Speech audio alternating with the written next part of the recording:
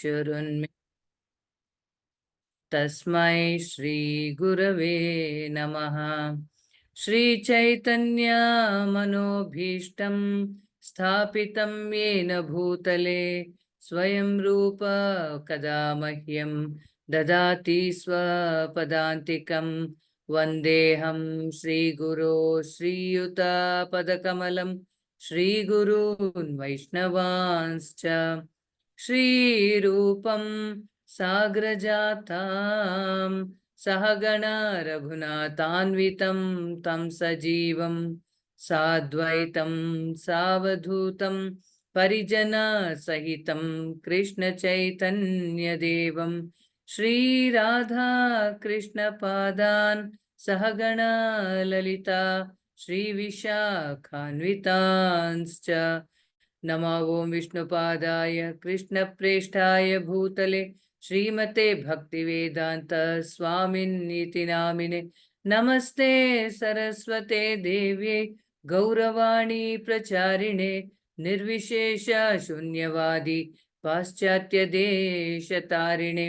हे कृष्णा करुणा सिंधु दीनबंधु जगत्पते गोपेश गोपिका कांता राधा कांता नमोस्तुते। तप्त कांचन गौरांगी राधे वृंदावनेश्वरी वृषभानुसुते देवी प्रणमामि हरिप्रिये। वाञ्छाकल्पतरुभ्यश्च कृपा सिन्धुभ्य एव च पतितानां पावनेभ्यो वैष्णवेभ्यो नमो नमः। जय श्री कृष्ण चैतन्य प्रभु नित्यानंद श्री अद्वैत गदाधर श्रीवासादि गौरभक्तवृंद। हरे कृष्ण कृष्ण कृष्ण हरे हरे हरे राम राम राम ಹರೇ ಕೃಷ್ಣ ಎಲ್ಲರಿಗೂ. ಸೊ ಹರೇ ಕೃಷ್ಣ ಮಾತಾಜಿ. ಹರೇ ಕೃಷ್ಣ. ಸೊ ಈಗ ನಾವು ಶುರು ಮಾಡೋಣ. ಇಲ್ಲಿ ಮೊದಲಿಗೆ ಪ್ರಭುಪಾದರು ಅಂದ್ರೆ ಈ ಅಧ್ಯಾಯಗಳ ಮುಂಚೂಣಿಯಲ್ಲಿ ಮೊದಲಿಗೆ ಪ್ರಭುಪಾದರು ಸ್ವಲ್ಪ ಅಧ್ಯಾಯದ ಒಂದು ಇದನ್ನ ಕೊಡ್ತಾ ಇದ್ದಾರೆ.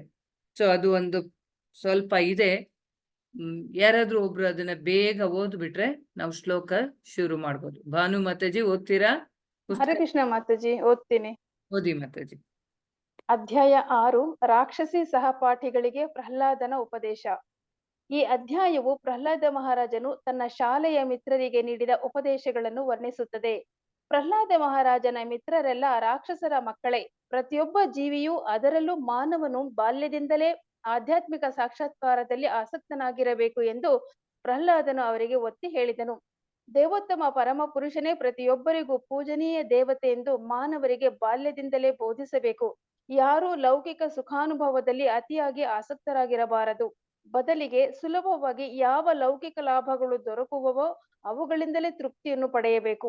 ಮಾನವನ ಜೀವಿತದ ಅವಧಿ ಅತ್ಯಂತ ಚಿಕ್ಕದಾದುದರಿಂದ ಪ್ರತಿಯೊಬ್ಬನೂ ಪ್ರತಿಯೊಂದು ಕ್ಷಣವನ್ನು ಆಧ್ಯಾತ್ಮಿಕ ಮುನ್ನಡೆಗೆ ಬಳಸಿಕೊಳ್ಳಬೇಕು. ನಮ್ಮ ಜೀವನದ ಆರಂಭದಲ್ಲಿ ಲೌಕಿಕ ಸುಖಗಳನ್ನು ಅನುಭವಿಸೋಣ.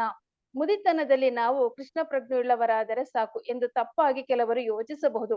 ಅಂತಹ ಲೌಕಿಕತೆಯ ಯೋಜನೆಗಳು ಯಾವಾಗಲೂ ಅಪ್ರಯೋಜಕ. ಏಕೆಂದರೆ ವೃದ್ಧಾಪ್ಯದಲ್ಲಿ ಯಾರನ್ನೂ ಆಧ್ಯಾತ್ಮಿಕ ಜೀವನ ವಿಧಾನದಲ್ಲಿ ತರಬೇತಿಗೊಳಿಸಲು ಶಕ್ಯವಿಲ್ಲ. ಆದ್ದರಿಂದ ಜೀವನದ ಆರಂಭದಿಂದಲೇ ವ್ಯಕ್ತಿಯು ಭಕ್ತಿ ಸೇವೆಯಲ್ಲಿ ತೊಡಗಬೇಕು. ಶ್ರವಣಂ ಕೀರ್ತನಂ ವಿಷ್ಣೋಹೋ, ಇದು ಎಲ್ಲಾ ಜೀವಿಗಳ ಕರ್ತವ್ಯ. ಭೌತಿಕ ವಿದ್ಯಾಭ್ಯಾಸವನ್ನು ಪ್ರಕೃತಿಯ ತ್ರಿಗುಣಗಳು ಮಲಿನಗೊಳಿಸಿರುತ್ತವೆ. ಆದರೆ ಮಾನವ ಸಮಾಜದಲ್ಲಿ ಅತ್ಯಂತ ಅವಶ್ಯಕವಾಗಿರುವ ಆಧ್ಯಾತ್ಮಿಕ ವಿದ್ಯಾಭ್ಯಾಸವು ಲೋಕೋತ್ತರವಾದುದು. ನಾರದ ಮುನಿಯಿಂದ ತಾನು ಹೇಗೆ ಉಪದೇಶವನ್ನು ಪಡೆದನೆಂಬ ರಹಸ್ಯವನ್ನು ಪ್ರಹ್ಲಾದ ಮಹಾರಾಜನು ಪ್ರಕಟಗೊಳಿಸಿದನು. ಪರಂಪರಾಗತವಾದ ಪ್ರಹ್ಲಾದ ಮಹಾರಾಜನ ಪಾದ ಪದ್ಮಗಳಲ್ಲಿ ಶರಣಾಗುವುದರಿಂದ ಪ್ರತಿಯೊಬ್ಬನೂ ಆಧ್ಯಾತ್ಮಿಕ ಜೀವನದ ವಿಧಾನವನ್ನು ತಿಳಿದುಕೊಳ್ಳುತ್ತಾನೆ. ಈ ರೀತಿಯಾದ ಕಾರ್ಯವಿಧಾನವನ್ನು ಅರಿತುಕೊಳ್ಳುವುದಕ್ಕೆ ಲೌಕಿಕ ಅರ್ಹತೆಗಳ ಅವಶ್ಯಕತೆ ಇಲ್ಲ. ಪ್ರಹ್ಲಾದ ಮಹಾರಾಜನು ಹೇಳಿದುದನ್ನು ಕೇಳಿದ ಮೇಲೆ ಅವನ ಸಹಪಾಠಿಗಳು ಅವನು ಹೇಗೆ ಅಷ್ಟು ತಿಳಿದವನು, ಪ್ರಗತಿ ಸಾಧಿಸಿದವನು ಆದನೆಂದು ಪ್ರಶ್ನಿಸಿದರು. ಈ ರೀತಿ ಈ ಅಧ್ಯಾಯವು ಮುಗಿಯುವುದು. ಹರೇ ಕೃಷ್ಣ ಮಾತಾಜಿ. ಹರೇ ಕೃಷ್ಣ. ಸೊ ಎಲ್ರಿಗೂ ಇದು ಸ್ವಲ್ಪ ಮಟ್ಟಿಗೆ ಅರ್ಥ ಆಗಿರುತ್ತೆ ಅಂತ ಅನ್ಕೊಳ್ತೀನಿ. ಸೊ ಮುಂದೆ ಇದೇ ವಿಚಾರಣೆ ಬರೋದ್ರಿಂದ ಈಗ ನಾವು ಅದನ್ನ ತುಂಬಾ ಡೀಟೇಲ್ ಆಗಿ ತಗೊಳ್ಳೋದು ಬೇಡ. ಆಯ್ತಾ? ಇವತ್ತು 5 ಶ್ಲೋಕ ಮಾಡಕ್ ಹೇಳಿದ್ದಾರೆ, ಸಾಧ್ಯವಾದಷ್ಟು ಕವರ್ ಮಾಡಕ್ಕೆ ನೋಡೋಣ. ಆಯ್ತಾ? ಶ್ಲೋಕ 1. ಶ್ರೀ ಪ್ರಹ್ಲಾದ ಉವಾಚ ಕೌಮಾರ ಆಚರೇತ್ ಪ್ರಾಜ್ಞೋ ಧರ್ಮಾನ್ ಭಾಗವತಾನಿಹ ದುರ್ಲಭಂ ಮಾನುಷಂ ಜನ್ಮ ತದಪ್ಯಧ್ರುವಮರ್ಥದಂ. ಸೊ ಇದು ಇನ್ನೂ ಒಂದ್ಸತಿ ಹೇಳ್ತೀನಿ, ನೀವೆಲ್ಲರೂ ಇದನ್ನ ಬೈ ಹಾರ್ಟ್ ಮಾಡ್ಬೇಕಾದಂತ ಶ್ಲೋಕ. ಬೈ ಹಾರ್ಟ್ ಮಾಡೋದು ಮಾತ್ರ ಅಲ್ಲ, ಎಲ್ಲರಿಗೂ ಹೇಳ್ಬೇಕಾಗಿರುವಂತ ಶ್ಲೋಕ, ಎಲ್ರಿಗೂ ಮನೆಯಲ್ಲಿ ಮಕ್ಕಳಿಗೆ ಎಲ್ರಿಗೂ ಹೇಳ್ಕೊಡ್ಬೇಕಾಗಿರುವಂತ ಶ್ಲೋಕ. ಶ್ರೀ ಪ್ರಹ್ಲಾದ ಉವಾಚ ಕೌಮಾರ ಆಚರೇತ್ ಪ್ರಾಜ್ಞೋ ಧರ್ಮಾನ್ ಭಾಗವತಾನಿಹ ದುರ್ಲಭಂ ಮಾನುಷಂ ಜನ್ಮ ತದಪ್ಯಧ್ರುವಮರ್ಥದಂ. ಓಕೆ. ಶ್ರೀ ಪ್ರಹ್ಲಾದ ಉವಾಚ, ಪ್ರಹ್ಲಾದ ಮಹಾರಾಜನು ಹೇಳಿದನು. ಕೌಮಾರ, ಬಾಲ್ಯದ ಎಳೆ ವಯಸ್ಸಿನಲ್ಲಿ, ಆಚರೇತ್, ಅಭ್ಯಸಿಸಬೇಕು, ಪ್ರಾಜ್ಞ, ವಿವೇಕಿಗಳು, ಧರ್ಮಾನ್, ಧರ್ಮ ಕಾರ್ಯಗಳನ್ನು, ಭಾಗವತಾನ್, ದೇವೋತ್ತಮ ಪರಮಪುರುಷನ ಭಕ್ತಿ ಸೇವೆಯಾದ, ಇಹ, ಈ ಜನ್ಮದಲ್ಲಿ, ದುರ್ಲಭಂ, ಪಡೆಯುವುದು ಅಪರೂಪ, ಮಾನುಷಂ, ಮಾನವ ಜನ್ಮ, ಜನ್ಮವು, ತತ್, ಅದು, ಅಪಿ, ಕೂಡ, ಅಧ್ರುವಂ, ಅಶಾಶ್ವತ, ಅರ್ಥದಂ, ಅರ್ಥಪೂರ್ಣ. ಓಕೆ. ಸೊ ಅನುವಾದ ಮತ್ತು ಭಾವಾರ್ಥ. ಅನುವಾದ ಮತ್ತು ಭಾವಾರ್ಥ ಯಾರಾದ್ರೂ ಒಬ್ರು ಬೇಗ ಓದಿದ್ರೆ, ಭಾನುಮಾತಾಜಿದಾಗಿದೆ. ಸೊ ಕೃಷ್ಣ ಮಾತಾಜಿ. ಸುವರ್ಣ ಮಾತಾಜಿ ಓದಿ. ಅನುವಾದ. ಜೈ ಶ್ರೀಲ ಪ್ರಭುಪಾದ್. ಪ್ರಹ್ಲಾದ ಮಹಾರಾಜನು ಹೇಳಿದನು, ಸಾಕಷ್ಟು ಬುದ್ಧಿಶಾಲಿಯಾಗಿರುವವನು ಜೀವನದ ಆರಂಭದಲ್ಲಿಯೇ, ಎಂದರೆ ಶೈಶವದ ಚಿಕ್ಕ ವಯಸ್ಸಿನಲ್ಲಿಯೇ, ತನ್ನ ಉಳಿದ ಎಲ್ಲ ಕಾರ್ಯಕಲಾಪಗಳನ್ನು ಬಿಟ್ಟು ಮಾನವ ಶರೀರವನ್ನು ಭಕ್ತಿ ಸೇವೆಯ ಕೆಲಸಗಳನ್ನು ನೆರವೇರಿಸಲು ಉಪಯೋಗಿಸಬೇಕು. ಮಾನವ ಶರೀರವು ಅತ್ಯಂತ ದುರ್ಲಭವಾದದ್ದು. ಬೇರೆ ಶರೀರಗಳಂತೆ ಅದು ಅನಿತ್ಯವಾದರೂ ಕೂಡ ಅದು ಅರ್ಥವತ್ತಾದುದು. ಏಕೆಂದರೆ ಮಾನವನ ಜೀವನದಲ್ಲಿ ವ್ಯಕ್ತಿಯು ಭಕ್ತಿ ಸೇವೆಯನ್ನು ಮಾಡಬಲ್ಲನು. ಪ್ರಾಮಾಣಿಕವಾಗಿ ಭಕ್ತಿ ಸೇವೆಯನ್ನು ಸ್ವಲ್ಪ ಮಾಡಿದರೂ ಕೂಡ ವ್ಯಕ್ತಿಯು ಸಂಪೂರ್ಣ ಪರಿಪೂರ್ಣತೆಯನ್ನು ಪಡೆಯಬಹುದು. ಭಾವಾರ್ಥ. ವೈದಿಕ ನಾಗರಿಕತೆಯ ಹಾಗೂ ವೇದಾಧ್ಯಯನದ ಒಟ್ಟು ಪ್ರಯೋಜನವೆಂದರೆ ಮಾನವ ಜೀವಿತದಲ್ಲಿ ಭಕ್ತಿ ಸೇವೆಯ ಪರಿಪೂರ್ಣ ಸ್ಥಿತಿಯನ್ನು ಸಂಪಾದಿಸುವುದು. ಆದ್ದರಿಂದ ವೈದಿಕ ವ್ಯವಸ್ಥೆಗೆ ಅನುಗುಣವಾಗಿ ಜೀವನದ ಆದಿಯಿಂದಲೇ ಬ್ರಹ್ಮಚರ್ಯ ಆಶ್ರಮವನ್ನು ನಿಯತಗೊಳಿಸಲಾಗಿದೆ. ಇದರಿಂದ ವ್ಯಕ್ತಿಯು ಶೈಶವದಿಂದಲೇ, ಅಂದರೆ 5ನೇ ವರ್ಷದ ವಯಸ್ಸಿನಿಂದಲೇ ಭಕ್ತಿ ಸೇವೆಯಲ್ಲಿ ಪರಿಪೂರ್ಣವಾಗಿ ತೊಡಗುವಂತೆ ತನ್ನ ಮಾನವೀಯ ಕಾರ್ಯಕಲಾಪಗಳನ್ನು ಪರಿಷ್ಕರಿಸಿಕೊಳ್ಳಬಹುದು. ಭಗವದ್ಗೀತೆಯಲ್ಲಿ ದೃಢಪಡಿಸಿರುವಂತೆ ಸ್ವಲ್ಪ ಮಪ್ಯಸ್ಯ ಧರ್ಮಸ್ಯ ತ್ರಾಯತೆ ಮಹತ್ತೋ ಭಯಾತ್ 2.40 ಈ ಮಾರ್ಗದಲ್ಲಿ ಸಾಧಿಸಿದ ಅಲ್ಪ ಮುನ್ನಡೆಯು ವ್ಯಕ್ತಿಯನ್ನು ಅತ್ಯಂತ ಅಪಾಯಕಾರಿ ಭಯದಿಂದಲೂ ರಕ್ಷಿಸಬಲ್ಲದು.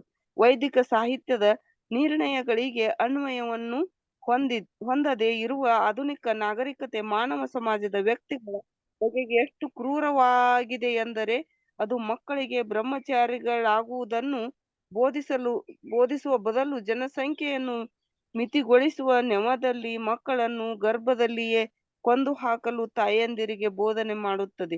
ಅದೃಷ್ಟವಶಾತ್ ಒಂದು ಮಗುವು ಉಳಿದುಕೊಂಡರೆ ಅವನಿಗೆ ಇಂದ್ರಿಯ ತೃಪ್ತಿಗಾಗಿ ಬೇಕಾದ್ದನ್ನು ಮಾತ್ರ ಕಲಿಸಲಾಗುತ್ತದೆ.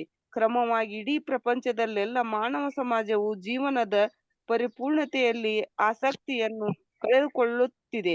ನಿಜವಾಗಿ ಮನುಷ್ಯರು ನಾಯಿ ಬೆಕ್ಕುಗಳಂತೆ ಜೀವಿಸುತ್ತಾ 84 ಲಕ್ಷ ಜೀವರಾಶಿಗಳಲ್ಲಿ ನೀಚ ಜಾತಿಗಳಲ್ಲಿ ಪುನಃ ಜನ್ಮಾಂತರವನ್ನು ಪಡೆಯಲು ವಸ್ತುತ ಸಿದ್ಧತೆ ನಡೆಸುತ್ತಾ ತಮ್ಮ ಮಾನವ ಜೀವಿತದ ಅವಧಿಯನ್ನು ಹಾಳು ಮಾಡುತ್ತಿದ್ದಾರೆ.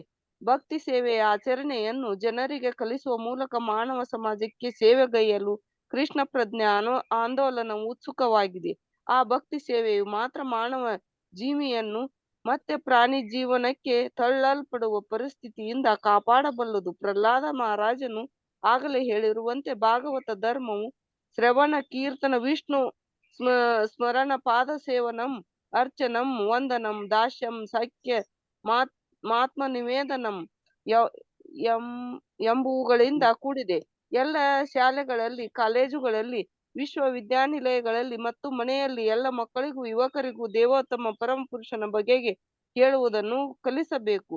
ಬೇರೆ ಮಾತಿನಲ್ಲಿ ಹೇಳುವುದಾದರೆ ಅವರೆಲ್ಲರಿಗೂ ಭಗವದ್ಗೀತೆಯ ಉಪದೇಶವನ್ನು ಬೋಧಿಸಬೇಕು. ಗೀತೋಪದೇಶವನ್ನು ತಮ್ಮ ಜೀವನದಲ್ಲಿ ಆಚರಣೆಗೆ ತರುವಂತೆ, ಅದರಿಂದ ಭಕ್ತಿ ಸೇವೆಯಲ್ಲಿ ಶಕ್ತರಾಗುವಂತೆ, ಪ್ರಾಣಿ ಜೀವನಕ್ಕೆ ಕೆಳಗೆ ದೂಡಲ್ಪಡುವ ಭಯದಿಂದ ಮುಕ್ತರಾಗುವಂತೆ ಕಲಿಸಬೇಕು. ಭಾಗವತ ಧರ್ಮದ ಅನುಸ್ಮರಣೆಯನ್ನು ಈ ಕಲಿಯುಗದಲ್ಲಿ ಅತ್ಯಂತ ಸುಲಭ ಮಾಡಲಾಗಿದೆ. ಶಾಸ್ತ್ರದಲ್ಲಿ ಹೇಳಿರುವಂತೆ ಹರೇರ್ನಾಮ ಹರೇರ್ನಾಮ ಹರೇರ್ನಾಮೈವ ಕೇವಲಂ ಕಲೌ ನಾಸ್ತೈವ ಗತಿರನ್ಯತ. ಪ್ರತಿಯೊಬ್ಬನು ಹರೇ ಕೃಷ್ಣ ಮಹಾಮಂತ್ರವನ್ನು ಕೇವಲ ಜಪಿಸಿದರೆ ಸಾಕು. ಹರೇ ಕೃಷ್ಣ ಮಹಾಮಂತ್ರದ ಜಪದ ಅನುಷ್ಠಾನದಲ್ಲಿ ತೊಡಗಿದ ಪ್ರತಿಯೊಬ್ಬನು ಅವನ ಹೃದಯದ ಕೇಂದ್ರದಿಂದ ಆರಂಭಿಸಿ ಸಂಪೂರ್ಣವಾಗಿ ಶುದ್ಧನಾಗಿ ಜನನ ಮರಣಗಳ ಚಕ್ರದಿಂದ ರಕ್ಷಿತನಾಗುತ್ತಾನೆ. ಹರೇ ಕೃಷ್ಣ ಮಾತಾಜಿ. ತುಂಬಾ ಹರೇ ಕೃಷ್ಣ. ಧನ್ಯವಾದಗಳು ಮಾತಾಜಿ. ಸೊ ಇಲ್ಲಿ 1ರಿಂದ 5ನೇ ಶ್ಲೋಕ ತನಕ ಇಲ್ಲಿ ಪ್ರಹ್ಲಾದ್ ಮಹಾರಾಜ ಏನ್ ಹೇಳ್ತಿದ್ದಾನೆ ಅಂದ್ರೆ ಮನುಷ್ಯ ಜನ್ಮದ ಸದುಪಯೋಗ ಅದ್ರ ಬಗ್ಗೆ ಮಾತಾಡ್ತಿದ್ದಾನೆ. ಯಾಕೆ ಮನುಷ್ಯ ಜನ್ಮ ಅನ್ನೋದು ತುಂಬಾ ದುರ್ಲಭಂ ಮಾನುಷ ಜನ್ಮಂ ಅಂತಾನೆ ಬರುತ್ತೆ. ಯಾಕೆ ದುರ್ಲಭ ಅಂತಂದ್ರೆ ಪ್ರತಿಯೊಂದು ಜೀವಿನೂ ಕೀಳು ಮಟ್ಟದ ಯೋನಿ ಇಂದ ಬರ್ಬೇಕು. 84 ಲಕ್ಷ ಜೀವರಾಶಿಗಳು ಇದೆ.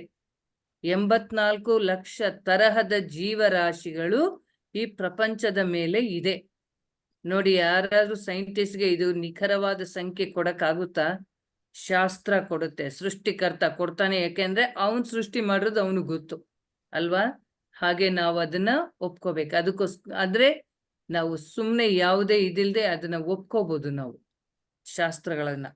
ಸೊ 84 ಲಕ್ಷ ಜೀವರಾಶಿಗಳಲ್ಲಿ ನಾವು ಕೂಡ ಅತ್ಯಂತ ಕೀಳು ಮಟ್ಟದ ಜೀವರಾಶಿಯಲ್ಲಿ ಜನಿಸಿ ಅಲ್ಲಿಂದ ಮೇಲೆ ಮೇಲೆ ಮೇಲೆ ಮೇಲೆ ಬರ್ತೀವಿ. ಅಂದ್ರೆ ಒಂದು ಜನ್ಮ ಆದ್ಮೇಲೆ ಇನ್ನೊಂದು ಜನ್ಮ. ಈಗ ಮೊದಲಿಗೆ ನಾವು ಯಾವುದೋ ಒಂದು ಸಣ್ಣ ಕ್ರಿಮಿಯಾಗಿ ಹುಟ್ಟಿರ್ಬೋದು. ನೆಕ್ಸ್ಟ್ ಅಲ್ಲಿಂದ ಆ ಆಯಸ್ ಮುಗೀತಿದ್ದಂಗೆ ನೆಕ್ಸ್ಟ್ ಇನ್ನೊಂದು ಮೇಲ್ಮಟ್ಟದ ಜೀವಿ, ಅದಕ್ಕಿಂತ ಅದರ ಮೇಲ್ಮಟ್ಟದ ಜೀವಿ. ಹೀಗೆ ನಾವು ಒಂದಾದ ಮೇಲೆ ಒಂದು ಶರೀರವನ್ನ ಪಡ್ಕೋತಾ ಕೊನೆಗೆ ಕಟ್ಟ ಕಡೆಯದಾಗಿ ಬರೋದೇ ಮನುಷ್ಯ ಜನ್ಮ, ಮನುಷ್ಯ ದೇಹ. ಅಲ್ಲಿ ತನಕ ನಮಗೆ ಮನುಷ್ಯ ದೇಹ ಸಿಕ್ಕೋಲ್ಲ. ಪೇಜ್ ನಂಬರ್ ಕೇಳ್ತಾ ಇದ್ದಾರೆ. ನನ್ನ ಈ ಪುಸ್ತಕದಲ್ಲಿ ಇದು 250ನೇ ಪೇಜು ಮಾತಾಜಿ. ನಿಮ್ದು ಏನಾದ್ರು ಚೇಂಜ್ ಆಗಿದ್ರೆ ಗೊತ್ತಿಲ್ಲ. ಈ ಪುಸ್ತಕ ನಂದು, ಇದರಲ್ಲಿ 250ನೇ ಪೇಜ್. ಓಕೆ. ಸೊ ಹೀಗೆ ಅಷ್ಟು ಅಂದ್ರೆ ಅದನ್ನೆಲ್ಲ ದಾಟ್ಕೊಂಡು ನಾವು ಕೊನೆ ಸ್ತರವಾದ ಮನುಷ್ಯ ಜನ್ಮಕ್ಕೆ ಬರ್ತೀವಿ. ಇದು ಶಾಸ್ತ್ರಗಳು ಕೂಡ ನಮ್ಗೆ ಕನ್ಫರ್ಮ್ ಮಾಡುತ್ತೆ. ಅಂದ್ರೆ ಅದು ಕೂಡ ನಮ್ಗೆ ಹೇಳುತ್ತೆ, ಹೌದು ಕರೆಕ್ಟ್, ಈ ತರಾನೇ ಆಚಾರ್ಯರು ಹೇಳ್ತಾರೆ. ನೀವು ಕನಕದಾಸರ ಹಾಡು ಕೇಳಿರ್ಬೋದು ಅಲ್ವಾ? 84 ಲಕ್ಷ ಜೀವರಾಶಿಗಳನ್ನು ದಾಟಿ ಬಂದ ಈ ಶರೀರ. ಕರೆಕ್ಟ್ ತನ್ನದಲ್ಲ. ಅಲ್ವಾ? ಕೇಳಿರ್ತೀರಾ ಹಾಡು? ಸೊ ಅವರು ಕೂಡ ಹೇಳ್ತಾರೆ 84 ಲಕ್ಷ ಜೀವರಾಶಿನ ನಾವು ದಾಟಿ ಬಂದಿದೀವಿ. ಆಯ್ತಾ? ಸೊ ಅದನ್ನ ದಾಟಿ ನಾವು ಮೇಲೆ ಏನು ಕೊನೆ ಶರೀರ, ಕೊನೆದಾದ ಈ ಮನುಷ್ಯ ಜನ್ಮಕ್ಕೆ ಬಂದಿದೀವಿ. ಇದು ಕೊನೆ ಅಂದ್ರೆ ಕಟ್ಟ ಕಡೆಯದು ಅಂತ ಹೇಳ್ತೀವಿ. ಯಾಕೆ ಕೊನೆದು ಅಂದ್ರೆ ಈ ಎಲ್ಲ ಜೀವರಾಶಿಗಳಲ್ಲಿ ಅಂದ್ರೆ ಈ ಸಣ್ಣ ದೇಹದಿಂದಲಿ ನಮಗೆ ಯಾವ ರೀತಿಯ ಅಡ್ವಾಂಟೇಜ್ ಇರೋಲ್ಲ. ಆಯ್ತಾ? ಅಡ್ವಾಂಟೇಜ್ ಅಂದ್ರೆ ಲಾಭ. ಆಯ್ತಾ? ಈಗ ಮನುಷ್ಯ ಜನ್ಮಕ್ಕೆ ಬಂದಾಗ ನಮ್ಗೆ ಒಂದು ಲಾಭ ಇದೆ. ಏನು ಅಂದ್ರೆ ಈ ಎಲ್ಲ ಜೀವರಾಶಿಗಳಲ್ಲಿ ಇಲ್ದಿರ ಇರುವಂತ, ಅಂದ್ರೆ ಈ ಎಲ್ಲ ದೇಹಗಳಲ್ಲಿ ಸಿಗದಿರ ಇರುವಂತ ವಿವೇಚನೆ ಅನ್ನೋದು ನಮಗೆ ಈ ಜನ್ಮದಲ್ಲಿ ಸಿಕ್ಕುತ್ತೆ, ಈ ಮನುಷ್ಯ ಜನ್ಮದಲ್ಲಿ ಸಿಕ್ಕುತ್ತೆ. ಮನುಷ್ಯನಿಗೆ ಭಗವಂತ ಸ್ಪೆಷಲ್ ಆಗಿ ವಿಶೇಷವಾಗಿ ವಿವೇಚನಾ ಶಕ್ತಿಯನ್ನ ಕೊಡ್ತಾನೆ. ಏನು ಹಾಗಂದ್ರೆ ವಿವೇಚನೆ ಅಂದ್ರೆ ಕೇಳಿದ್ದೀರಾ ಯಾರಾದ್ರೂ? ನಿಮ್ಮ ಮನೆಯಲ್ಲಿ ನೀವು ಯಾವಾಗ್ಲಾರು ತಂದೆ ತಾಯಿ ಕೈನಲ್ಲಿ ಸ್ವಲ್ಪ ವಿವೇಚನೆಯಿಂದ ಯೋಚನೆ ಮಾಡು ಅಂತ ಹೇಳೋದು ಕೇಳಿದ್ದೀರಾ? ಹೌದು ಮಾತಾಜಿ. ಏನು ವಿವೇಚನೆ ಅಂದ್ರೆ ಯಾರು ಅದು ಹೇಳ್ತೀರಾ? ಬುದ್ಧಿ ಇದೆಯಾ ಇಲ್ಲ ಅಂತ, ಬುದ್ಧಿ ಇದೆಯೇ ಇಲ್ಲ ಅಂತ. ಜ್ಞಾನ ಆಮೇಲೆ ಇದೆಯಾ ಇಲ್ಲ. ಓಕೆ, ಆಮೇಲೆ ಇನ್ಯಾರು ಹೇಳ್ತೀರಾ?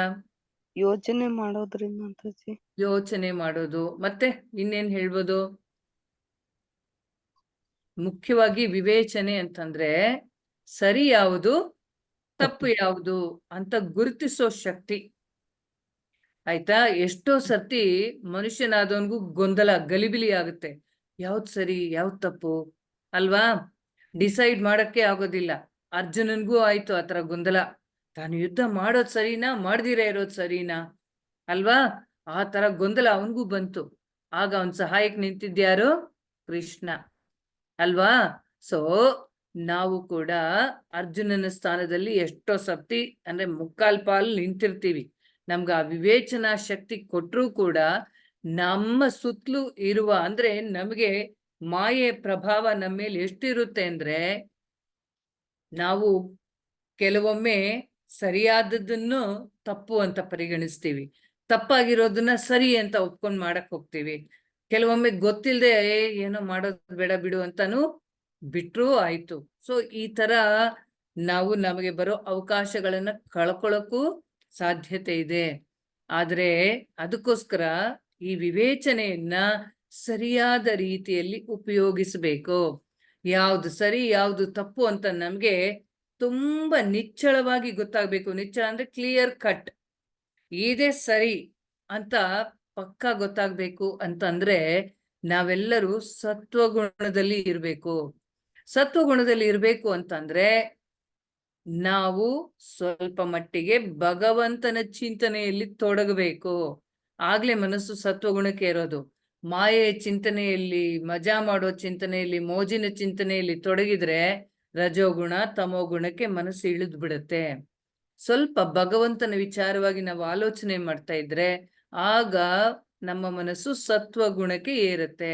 ಆ ಸತ್ವಗುಣದ ಪ್ರಭಾವದಿಂದ ನಾವು ಸರಿಯಾದದನ್ನ ಯಾವುದು ಸರಿ ಯಾವುದು ತಪ್ಪು ಅನ್ನೋದು ಆರಿಸ್ಕೊಳ್ಬೋದು. ಈಗ ಒಬ್ಬ ವ್ಯಕ್ತಿ ಅವನಿಗೆ ಭಗವದ್ಗೀತೆ ಪುಸ್ತಕ ನಾವು ಕೊಡ್ತೀವಿ ತಗೊಳ್ಳಿ ಓದಕ್ಕೆ ಅಂತ. ಅಂದ್ರೆ ತಗೊಳ್ಳಿ ಇದನ್ನ ಏನು ಕೊಂಡ್ಕೊಳ್ಳಿ, ಇದು ಮನೇಲಿ ಇಟ್ಕೊಂಡ್ರೆ ಒಳ್ಳೇದು, ನೀವು ಓದ್ಬೇಕು ಇದೆಲ್ಲ ನಾವು ಹೇಳುವಾಗ ಕೆಲವ್ರಿಗೆ ನಿಂತು ಕೇಳಿಸ್ಕೊಳ್ಳೋಷ್ಟು ವ್ಯವಧಾನ ಇರುತ್ತೆ. ಹೌದಾ ಏನಿದು ಅಂತ ಹೇಳಿ ತಗೋತಾರೆ, ಪುಸ್ತಕ ತಗೊಳ್ತಾರೆ, ಮುಟ್ತಾರೆ, ಎಲ್ಲ ಶ್ಲೋಕಕ್ಕೂ ಇದೆಯಾ, ಇದು ಪಿಕ್ಚರ್ಸ್ ಚೆನ್ನಾಗಿದೆ ಅಂತಾರೆ, ಎಲ್ಲ ಮಾಡ್ತಾರೆ, ಹಿಂಗ್ ಮಾಡ್ತಾರೆ, ಸರಿ ಆಯ್ತು ತಗೊಳ್ಳಿ ಅನ್ಬಿಟ್ಟು ಹಿಂಗ ಅನ್ಬಿಟ್ಟು ಹೊರಟೋಗ್ತಾರೆ. ಆಯ್ತಾ? ಅಂದ್ರೆ ಅವರಲ್ಲೂ ಸತ್ವಗುಣ ಸ್ವಲ್ಪ ಮಟ್ಟಿಗೆ ಇದೆ, ಅದಕ್ಕೆ ಅವ್ರು ಅದನ್ನ ಅಟ್ಲೀಸ್ಟ್ ಕೇಳಿಸ್ಕೊಳ್ಳೋ ಅಷ್ಟು ಪ್ರಯತ್ನ ಮಾಡ್ತಾರೆ, ತಗೊಳ್ತಾರೆ. ಇವತ್ತು ಅಲ್ದಿದ್ರೆ ನಾಳೆ ಯಾವತ್ತೋ ಅವ್ರಿಗೆ ಅದನ್ಸುತ್ತೆ, ಅಯ್ಯೋ ಅವತ್ತ ತಗೋಬೇಕಾಗಿತ್ತು ಅನ್ನೋದು ಬರ್ತಾರೆ ಆಮೇಲೆ, ಯಾಕೆ ಕೇಳಿಸ್ಕೊಂಡಿದಾರಲ್ಲ ಸ್ವಲ್ಪ ಅದಕ್ಕೆ. ಆದ್ರೆ ರಜೋತಮೋ ರಜೋಗುಣದಲ್ಲಿರೋರು ಇವ್ರಿಗೆ ಬೇರೆ ಕೆಲ್ಸನೇ ಇಲ್ಲ, ಇವ್ರು ಯಾವಾಗ್ಲೂ ಬಂದು ತಲೆ ತಿನ್ನಕ್ ಬರ್ತಾರೆ ಅಂತ ಅನ್ಕೊಂಡ್ ಹೋಗ್ತಾರೆ. ಅಥವಾ ಸುಮ್ನೆ ಹಿಂಗ್ ನೋಡ್ಬಿಟ್ಟು ದೂರದಿಂದನೇ ಹಿಂಗೆ ಕಣ್ಣಿಗೆ ಹಿಂಗ್ ಅನ್ಕೊಂಡು ಓದ್ಕೊಂಡು ಹೊರ್ಟೋಗ್ತಾರೆ. ತಮೋಗುಣದವ್ರಂತೂ ತಿರುಗೂ ನೋಡೋದಿಲ್ಲ, ಇನ್ನೆಲ್ಲ ಹತ್ರ ಬಂದ್ಬಿಡ್ತಾರೋ ಅಂತ ಬೇರೆ ದಾರಿನಲ್ಲಿ ಹೋಗ್ತಾರೆ, ಅಥವಾ ಮುಖ ತಿರುಗಿಸ್ಕೊಂಡು ಹೋಗ್ತಾರೆ. ಸೊ ಯಾಕೆ ಹಾಗೆ ಮಾಡ್ತಾರೆ ಅಂದ್ರೆ ಅವ್ರಿಗೆ ಇದರ ಮಹತ್ವನೇ ಗೊತ್ತಾಗಲ್ಲ. ಆಯ್ತಾ? ಇದು ಒಳ್ಳೇದು ಅಂತ ನಾವು ತೋರಿಸ್ತಿದ್ರು ಕೂಡ ಅವ್ರಿಗೆ ಅದು ಒಳ್ಳೇದು ಅನ್ನೋದು ಅರ್ಥ ಆಗಲ್ಲ ತಮೋಗುಣದವ್ರಿಗೆ. ರಜೋಗುಣದವ್ರಿಗೆ ಗೊತ್ತು ಇದು ಒಳ್ಳೇದು ಬೇಕು ಅಂತ, ಆದ್ರೆ ಅಯ್ಯೋ ಇವಾಗ್ಲೇ ಯಾರಿಗ್ ಬೇಕಿದು, ನನಗ್ ಬೇಡ, ವಯಸ್ಸಾದ್ಮೇಲೆ ನೋಡ್ಕೊಳ್ಳೋಣ, ನನ್ ಮಕ್ಳು ಇವಾಗೆಲ್ಲ ಓದ್ಬಿಟ್ಟು ಆಮೇಲೆ ಅವ್ರು ಸನ್ಯಾಸ ತಗೊಂಡ್ಬಿಟ್ರೆ ಬೇಡಪ್ಪ, ಮನೇಲಿ ಇಟ್ಕೊಳ್ಳೋದೇ ಬೇಡ.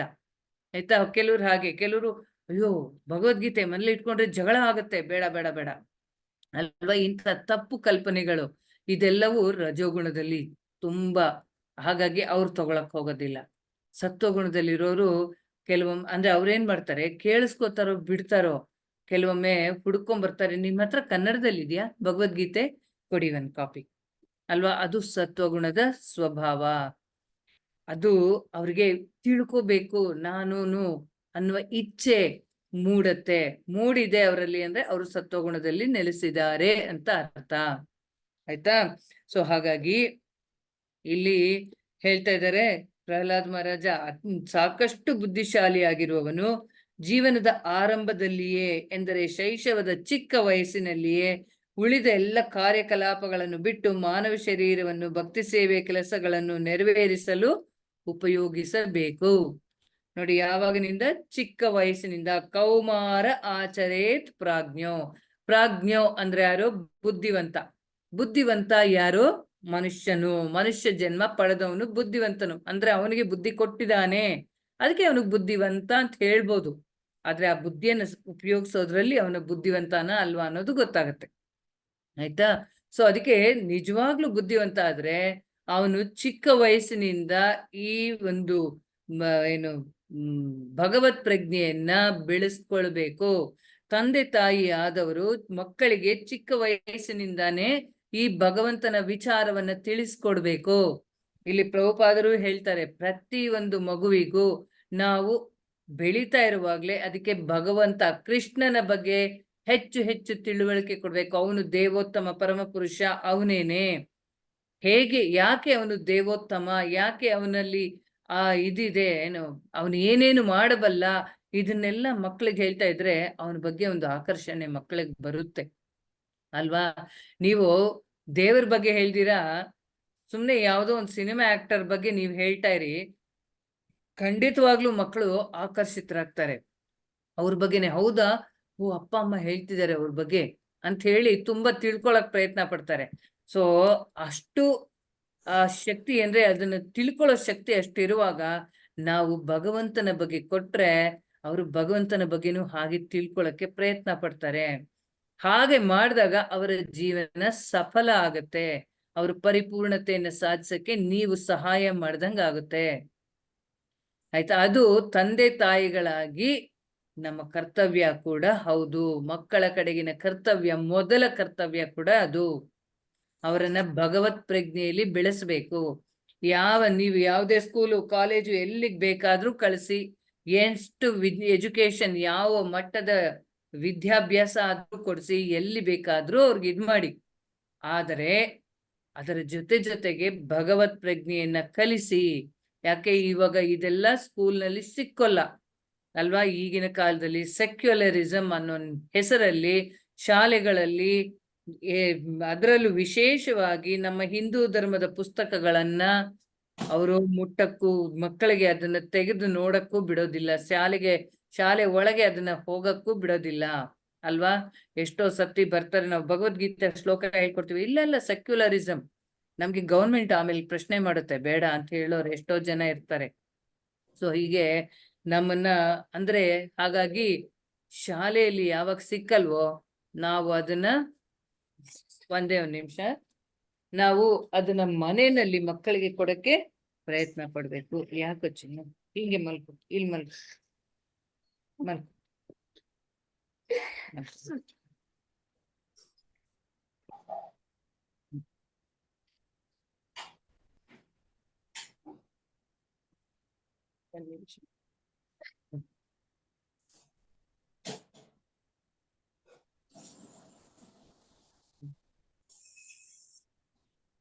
ಆಯ್ತಾ?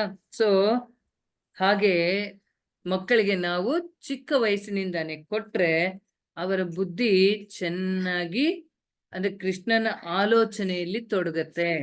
ಕೃಷ್ಣನ ಬಗೆಗೆ ಒಂದು ಮೆಚ್ಚುಗೆಯನ್ನ ಬೆಳೆಸ್ಕೊಳತ್ತೆ. ಇನ್ನೂ ಹೆಚ್ಚು ತಿಳ್ಕೋಬೇಕು ಅನ್ನುವ ಆಸೆ ಅವರಲ್ಲಿ ಬರುತ್ತೆ. ಹಾಗೆ ಅವ್ರಿಗೆ ಕೃಷ್ಣನಲ್ಲಿ ಆಸಕ್ತಿ ಬೆಳೆಯುತ್ತೆ. ಆಸಕ್ತಿ ಬೆಳೆದಾಗ ಅವರು ಬೇಗ ಆಧ್ಯಾತ್ಮಿಕತೆಯಲ್ಲಿ ಮುನ್ನಡೆಯನ್ನ ಸಾಧಿಸ್ತಾರೆ. ಆಯ್ತಾ?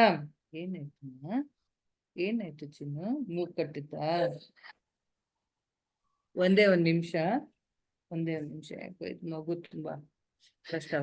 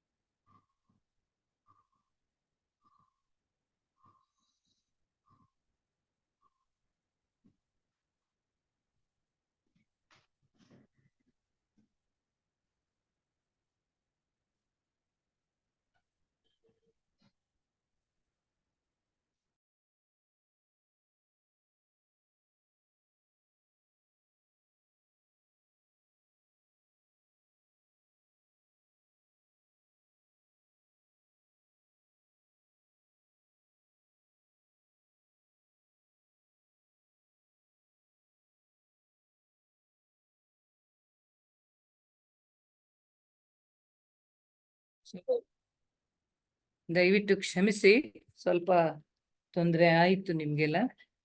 ಸೊ ಹೀಗೆ ಚಿಕ್ಕ ವಯಸ್ಸಿಂದನೇ ನಾವು ಕೊಟ್ರೆ ಅವರಿಗೆ ಭಗವಂತನಲ್ಲಿ ಆಸಕ್ತಿ ಬರುತ್ತೆ ಅನ್ನೋ ಮಾತನ್ನ ಇಲ್ಲಿ ಪ್ರಭುಪಾದರು ಸಹ ಹೇಳ್ತಿದ್ದಾರೆ. ಮತ್ತೆ ಇಲ್ಲಿ ಒಂದು ಮಾತು ಈ ಇದ್ರಲ್ಲಿ ಏನ್ ಹೇಳ್ತಿದ್ದಾರೆ ಅಂದ್ರೆ, ಇಲ್ಲಿ ಮಾನವ ಶರೀರವು ಅತ್ಯಂತ ದುರ್ಲಭವಾದುದು. ಬೇರೆ ಶರೀರಗಳಂತೆ ಅದು ಅನಿತ್ಯವಾದರೂ ಕೂಡ ಅದು ಅರ್ಥವತ್ತಾದದ್ದು ಅಂತ ಹೇಳ್ತಿದ್ದಾರೆ. ಅನಿತ್ಯ ಅಂದ್ರೆ ಎಲ್ಲ ಶರೀರದ ತರ ಇದು ನಾಶ ಆಗುತ್ತೆ, ಆದ್ರೂ ಕೂಡ ಬೇರೆ ಶರೀರದಲ್ಲಿ ಇಲ್ದೇ ಇರುವಂತದ್ದು ಇಲ್ಲಿದೆ. ಇದಕ್ಕೆ ಒಂದು ಅರ್ಥ ಇದೆ. ಈ ಶರೀರ ಕೊಟ್ಟಿದ್ದಾನೆ ಭಗವಂತ ಅಂದ್ರೆ ಅದರ ಹಿಂದೆ ಒಂದು ಉದ್ದೇಶ ಇದೆ, ಅದನ್ನ ಇಲ್ಲಿ ತೋರಿಸ್ತಾ ಇದೆ. ಯಾಕೆ ಭಗವಂತ ಕೊಡ್ತಾನೆ? ಅವನಿಗೆ ಎಲ್ಲರೂ ಕೂಡ ಅವನ ಧಾಮಕ್ಕೆ ಮರಳಿ ಹೋಗ್ಬೇಕು, ಪ್ರತಿಯೊಂದು ಜೀವಿನೂ ಅವನ ಧಾಮಕ್ಕೆ ಮರಳಬೇಕು ಅನ್ನೋದು ಅವನ ಇಚ್ಛೆ. ಹಾಗಾಗಿ ಅವನು ಆ ಉದ್ದೇಶ ಇಟ್ಕೊಂಡು ಮಾನವ ಶರೀರದಲ್ಲಿ ಎಲ್ಲ ಅನುಕೂಲತೆಗಳನ್ನ ಕೊಟ್ಟು ಕಳಿಸ್ತಾನೆ. ವಾಪಸ್ ಬರಕ್ಕೆ ಏನೇನ್ ಬೇಕೋ ಎಲ್ಲ ಅನುಕೂಲಗಳನ್ನ ಇದರಲ್ಲಿ ಈ ಶರೀರದಲ್ಲಿ ಇಟ್ಟು ಕಳಿಸ್ತಾನೆ ನಮ್ಗೆ. ಅಂದ್ರೆ ಎಲ್ಲ ಅನುಕೂಲತೆಗಳನ್ನ ಮಾಡ್ಕೊಡ್ತಾನೆ. ವಿವೇಚನೆನೇ ದೊಡ್ಡ ಅನುಕೂಲ. ಅರ್ಥ ಆಯ್ತಾ? ನಮ್ಗೆ ಓದೋ ಶಕ್ತಿ ಇದೆ, ಅರ್ಥ ಮಾಡ್ಕೊಳ್ಳೋ ಶಕ್ತಿ ಇದೆ, ಮಾತಾಡೋ ಶಕ್ತಿ ಇದೆ ಅಲ್ವಾ? ನಮಗೆ ಅದನ್ನ ಏನು ವಿಶ್ಲೇಷಣೆ ಮಾಡೋ ಶಕ್ತಿ ಇದೆ. ಸೊ ಇಷ್ಟೆಲ್ಲ ಶಕ್ತಿಗಳನ್ನ ಭಗವಂತ ಕೊಟ್ಟಿದ್ದಾನೆ ಅಂದ್ರೆ ಅದರ ಉದ್ದೇಶನ ನಾವು ಅರ್ಥ ಮಾಡ್ಕೋಬೇಕು. ಬೇರೆ ಪ್ರಾಣಿಗಳಲ್ಲಿ ಈ ಎಲ್ಲ ಶಕ್ತಿ ಇರೋದಿಲ್ಲ, ಆಯ್ತಾ? ಮತ್ತೆ ಇದು ಮಾನವನ ಜೀವನದಲ್ಲಿ ವ್ಯಕ್ತಿ ಭಕ್ತಿ ಸೇವೆಯನ್ನು ಮಾಡಬಲ್ಲನು. ಪ್ರಾಮಾಣಿಕವಾದ ಭಕ್ತಿ ಸೇವೆಯನ್ನು ಸ್ವಲ್ಪ ಮಾಡಿದರೂ ಕೂಡ ವ್ಯಕ್ತಿಯು ಸಂಪೂರ್ಣ ಪರಿಪೂರ್ಣತೆಯನ್ನು ಪಡೆಯಬಹುದು. ಇದಕ್ಕೆ ಪ್ರಭುಪಾದರು ಭಾವಾರ್ಥದಲ್ಲಿ ಹೇಳ್ತಿದ್ದಾರೆ, ಸ್ವಲ್ಪಮಪ್ಯಸ್ಯ ಧರ್ಮಸ್ಯ ತ್ರಾಯತೆ ಮಹತೋ ಭಯಾತ್ ಅಲ್ವಾ? ಇದು ಭಗವದ್ಗೀತೆಯ 2ನೇ ಅಧ್ಯಾಯದ 40ನೇ ಶ್ಲೋಕ. ಅದನ್ನ ಇಲ್ಲಿ ಕೋಟ್ ಮಾಡ್ತಾ ಇದ್ದಾರೆ. ಅಂದ್ರೆ ನಾವು ಮಾಡೋ ಒಂದು ಸಣ್ಣ ಕೆಲಸ, ಭಗವಂತನಿಗೋಸ್ಕರ ನಾವು ಮಾಡೋ ಒಂದು ಸಣ್ಣ ಕೆಲಸ ಕೂಡ ನಮ್ಮನ್ನ ಮಹತ್ತರವಾದ ಭಯದಿಂದ ಕಾಪಾಡುತ್ತೆ ಅಂತ, ಆಯ್ತಾ? ಮಹತ್ತರವಾದ ಭಯ ಯಾವುದು? ಜನ್ಮ ಮೃತ್ಯು ಜರಾ ವ್ಯಾಧಿ ದುಃಖ ದೋಷಾನುದರ್ಶನಂ ಅಂತ ಶಾಸ್ತ್ರ ಹೇಳುತ್ತೆ. ಸೊ ಈ ಜನ್ಮ ಮೃತ್ಯು ಜರಾ ವ್ಯಾಧಿನೇ ನಮ್ಗೆ ದೊಡ್ಡ ಭಯ. ಯಾವಾಗ ಒಂದು ದೇಹದಲ್ಲಿ ನಾವು ಸಿಕ್ಕಾಕೋತೀವೋ ಆ ದೇಹಕ್ಕೆ ಮುಪ್ಪು ಬರುತ್ತೆ, ವ್ಯಾಧಿ ಬರುತ್ತೆ. ಸೊ ನಾಳೆ ನಂಗೇನ್ ವ್ಯಾಧಿ ಬರುತ್ತೋ ಗೊತ್ತಿಲ್ಲ, ಸ್ವಲ್ಪ ಅನ್ಸರ್ಟನಿಟಿ ಅಲ್ವಾ? ಏನಾಗತ್ತೆ ಮುಂದೆ ಗೊತ್ತಿಲ್ಲ, ಭಯ, ಫ್ಯೂಚರ್ ಭಯ ಎಷ್ಟೋ ಜನಕ್ಕೆ. ಸೊ ಆ ಭಯ ಇರುತ್ತೆ. ಮತ್ತೆ ಈ ಹುಟ್ಟಿದೀನಿ ಅಂದ್ಮೇಲೆ ಸಾವು ಖಚಿತ. ಸೊ ಸಾವು ಯಾವ ಗಳಿಗೆಲ್ ಬರುತ್ತೋ ಗೊತ್ತಿಲ್ಲ, ನಾನು ಸಾಯ್ಬೇಕು, ಆ ಭಯ ಅಲ್ವಾ? ಮುಪ್ಪಿನ ಭಯ. ಸೊ ಪ್ರತಿಯೊಂದರ ಭಯಾನೂ ಇದೆ. ಸೊ ಆ ಭಯದಿಂದ ಪಾರು ಮಾಡೋದು ಅಂತಂದ್ರೆ ಭಗವತ್ ಪ್ರಜ್ಞೆ ಒಂದೇನೆ. ಭಗವತ್ ಪ್ರಜ್ಞೆಯನ್ನ ಬೆಳೆಸ್ಕೊಂಡಾಗ ಯಾವ ಜೀವಿನೇ ಆಗ್ಲಿ ಆ ಒಂದು ಇದರಿಂದ ಹೊರಗೆ ಬರ್ತಾನೆ, ಭಯಗಳಿಂದ ಹೊರಗೆ ಬರ್ತಾನೆ. ಯಾಕೆಂದ್ರೆ ಅದು ಅವನು ಮಾಡೋ ಒಂದು ಸಣ್ಣ ಪ್ರಯತ್ನ ಕೂಡ ಅವನನ್ನ ಈ ಒಂದು ಭಯದಿಂದ ದೂರ ಮಾಡುತ್ತೆ, ಮಹತ್ತರವಾದ ಭಯದಿಂದ ಹೊರಗೆ ಕರ್ಕೊಂಡು ಬರುತ್ತೆ, ಆಯ್ತಾ? ಮತ್ತೆ ಇಲ್ಲಿ ಮುಖ್ಯವಾಗಿ ಅಂದ್ರೆ ಈ ಕಲಿಯುಗಕ್ಕೆ ಅಂದ್ರೆ ಇಲ್ಲಿ ಪ್ರಭುಪಾದರು ಏನ್ ಹೇಳ್ತಿದ್ದಾರೆ, ಒಂದು ಇದರಲ್ಲಿ ಮನುಷ್ಯ ಜನ್ಮ ಇರೋದು ಬೇರೆ ಪ್ರಾಣಿಗಳ ತರ ಜೀವನ ನಡ್ಸಕ್ಕೆ ಅಲ್ಲ ಅನ್ನೋದನ್ನು ಇಲ್ಲಿ ಒತ್ತಿ ಹೇಳ್ತಾ ಇದ್ದಾರೆ. ಯಾಕೆ? ಪ್ರಾಣಿಗಳು ಏನ್ ಮಾಡುತ್ತೆ? ತಿನ್ನತ್ತೆ, ಮಲಗತ್ತೆ, ಮೈಥುನದಲ್ಲಿ ತೊಡಗತ್ತೆ, ತನ್ನನ್ನ ತಾನು ರಕ್ಷಿಸ್ಕೊಳತ್ತೆ. ಇದು 4 ಕೆಲ್ಸನ ಪ್ರಾಣಿ ಮಾಡುತ್ತೆ ಹೊರತು ಇದಕ್ಕಿಂತ ಹೆಚ್ಚಿನದು ಅದಕ್ಕೆ ಏನು ಗೊತ್ತಿಲ್ಲ ಮಾಡಕ್ಕೆ. ನೀವು ಬೇಕಿದ್ರೆ ಇದನ್ನ ಗಮನಿಸಿ, ಯಾವ ಪ್ರಾಣಿನೇ ಆಗ್ಲಿ ಇದು 4 ಕೆಲಸದಲ್ಲಿ ತೊಡಗೋದು. ಯಾಕೆ? ಅದಕ್ಕಿಂತ ಹೆಚ್ಚಿಗೆ ಯೋಚನೆ ಮಾಡೋ ಶಕ್ತಿ, ಆಲೋಚನೆ ಮಾಡೋ ಶಕ್ತಿ ಯಾವ ಪ್ರಾಣಿಗೂ ಇಲ್ಲ.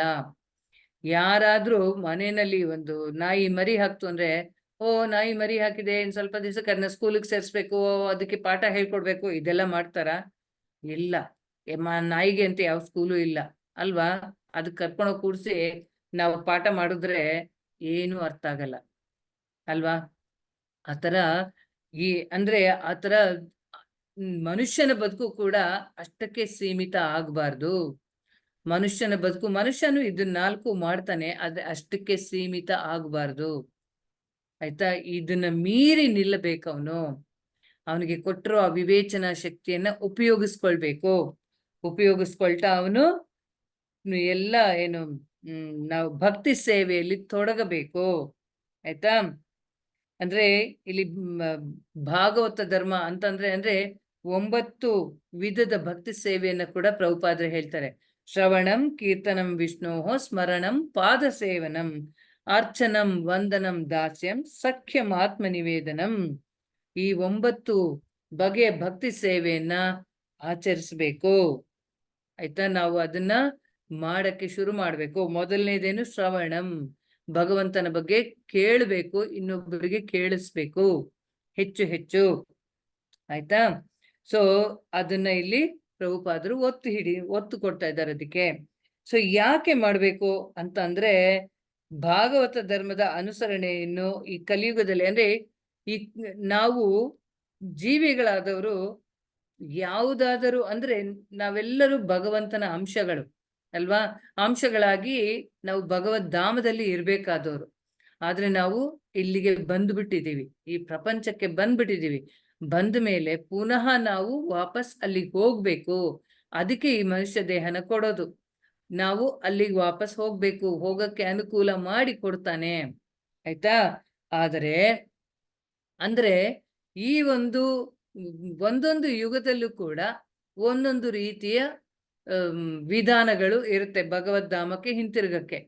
ಈ ಕಲಿಯುಗದಲ್ಲಿ ಕೊಟ್ಟಿರೋ ವಿಧಾನ ಹರಿನಾಮ ಸ್ಮರಣೆ, ಹರಿನಾಮ ಜಪ ಮಾಡೋದು. ಅದಕ್ಕೆ ಅದನ್ನ ಇಲ್ಲಿ ಹೇಳ್ತಿದ್ದಾರೆ. ತುಂಬಾ ಸುಲಭವಾದ ಮಾರ್ಗ ಹರಿನಾಮ ಸ್ಮರಣೆ. ಹಿಂದೆ ಎಲ್ಲ ಸತ್ಯಯುಗದಲ್ಲಿ ವರ್ಷಾನುಗಟ್ಲೆ ಸಾವಿರಾರು ವರ್ಷ ತಪಸ್ಸನ್ನ ಆಚರಿಸ್ಬೇಕಾಗ್ತಾ ಇತ್ತು. ಆಗ ಭಗವಂತನ ಸಾಕ್ಷಾತ್ಕಾರ ಆಗ್ತಿತ್ತು. ತ್ರೇತಾಯುಗದಲ್ಲಿ ಪರಿಶುದ್ಧರಾದ ಬ್ರಾಹ್ಮಣರು, ನಿಜವಾದ ಬ್ರಾಹ್ಮಣರು, ಅವರನ್ನ ಕರೆಸಿ ಯಜ್ಞ ಯಾಗಾದಿಗಳನ್ನ ಮಾಡೋದ್ರ ಮೂಲಕ ಪರಿಪೂರ್ಣತೆ ಸಾಧಿಸ್ತಾ ಇದ್ರು. ದ್ವಾಪರ ಯುಗದಲ್ಲಿ ದೇವತಾರಾಧನೆ, ದೇವತಾ ಅರ್ಚನೆ, ಅದನ್ನ ತುಂಬಾ ವಿಶೇಷವಾಗಿ ದೊಡ್ಡ ದೊಡ್ಡ ಮಂದಿರಗಳಲ್ಲಿ ಮಾಡ್ತಾ ಇದ್ರು. ಆದ್ರೆ ಕಲಿಯುಗದಲ್ಲಿ ಯಾವ್ದಕ್ಕೂ ಸಮಯನೇ ಇಲ್ಲ, ಸಮಯ ತುಂಬಾ ಕಡಿಮೆ. ಹಾಗಾಗಿ ನಾವು ಕೂತಾಗ ನಿಂತಾಗ ಹರಿಸ್ಮರಣೆ ಮಾಡಿದ್ರೆ ಸಾಕು, ನಾವು ಉದ್ಧಾರ ಆಗ್ಬಿಡ್ತೀವಿ. ಎಷ್ಟು ಸುಲಭವಾಗಿ ಕೊಟ್ಟಿದ್ದಾನೆ ಮಾರ್ಗ ನೋಡಿ ಭಗವಂತ ಅಲ್ವಾ? ಅದಕ್ಕೇನೆ ಹರೇರ್ ನಾಮ ಹರೇರ್ ನಾಮ ಹರೇರ್ ನಾಮೈವ ಕೇವಲಂ ಕಲೌ ನಾಸ್ತ್ಯೈವ ನಾಸ್ತ್ಯೈವ ನಾಸ್ತ್ಯೈವ ಗತಿರನ್ಯಥಾ ಅನ್ನೋ ಮಾತನ್ನ ಕೂಡ ಹೇಳ್ತಾ ಪ್ರಭುಪಾದರಲ್ಲಿ ಮುಗಿಸ್ತಾ ಇದ್ದಾರೆ. ಈ ಒಂದು ಕಲಿಯುಗದಲ್ಲಿ ಹರಿನಾಮ ಸ್ಮರಣೆ ಬಿಟ್ಟು ಬೇರೆ ಮಾರ್ಗ ಇಲ್ಲ ಅನ್ನೋದನ್ನ ಖಚಿತವಾಗಿ ಹೇಳ್ತಾ ಇದ್ದಾರೆ. ಸೊ 2ನೇ ಶ್ಲೋಕ ತಗೊಳ್ಳೋಣ. ಯಥಾ ಹಿ ಪುರುಷಸ್ಯೇಹ ವಿಷ್ಣೋ ಪಾದೋಪಸರ್ಪಣಂ ಯದೇಶ ಸರ್ವಭೂತಾನಾಂ ಪ್ರಿಯ ಆತ್ಮೇಶ್ವರ ಸುಹೃತ್. ಸೊ ಅನುವಾದ ಮತ್ತು ಭಾವಾರ್ಥ ಯಾರಾದ್ರೂ ಓದ್ತೀರಾ ಬೇಗ? ಹರೇ ಕೃಷ್ಣ. ಇಲ್ಲಾಂದ್ರೆ ನಾನೇ ಓದ್ಬಿಟ್ಟು ಬೇಗ ಬೇಗ ಮಾಡ್ಬಿಡ್ಲಾ? ಮಾನವ ಜನ್ಮವು ಪ್ರತಿಯೊಬ್ಬನಿಗೂ ಭಗವದ್ಧಾಮಕ್ಕೆ ಹಿಂದಿರುಗಲು ಒಂದು ಅವಕಾಶವನ್ನು ಕಲ್ಪಿಸಿಕೊಡುತ್ತದೆ. ಆದ್ದರಿಂದ ಪ್ರತಿಯೊಬ್ಬ ಜೀವಿಯು, ವಿಶೇಷವಾಗಿ ಮಾನವ ಜನ್ಮದಲ್ಲಿ, ಭಗವಾನ್ ವಿಷ್ಣುವಿನ ಚರಣ ಕಮಲಗಳ ಭಕ್ತಿ ಸೇವೆಯಲ್ಲಿ ತೊಡಗಬೇಕು. ನೋಡಿ, ಮಾನವ ಜನ್ಮವು ಪ್ರತಿಯೊಬ್ಬನಿಗೂ ಭಗವದ್ಧಾಮಕ್ಕೆ ಹಿಂದಿರುಗಲು ಒಂದು ವಿಶೇಷ ಅವಕಾಶವನ್ನು ಕಲ್ಪಿಸಿಕೊಡುತ್ತದೆ. ಮಾನವ ಶರೀರನೇ ಒಂದು ಅವಕಾಶ. ಯಾಕೆ? ಅದು ಒಂದು ದೋಣಿ ಹಾಗೆ. ದೋಣಿ ಇದ್ರೆ ಹೇಗೆ ನಾವು ಒಂದು ಕಡಲನ್ನ ದಾಟಿ ಹೋಗ್ಬೋದು ಸುಲಭವಾಗಿ, ಹಾಗೆ ಹಡಗಿದ್ರೆ ಹೇಗೆ ಕಡಲನ್ನ ದಾಟಿ ಹೋಗ್ಬೋದು, ಹಾಗೆ ಮಾನವ ದೇಹ ಕೂಡ ಹಡಗಿನಂತೆ. ಆಯ್ತಾ?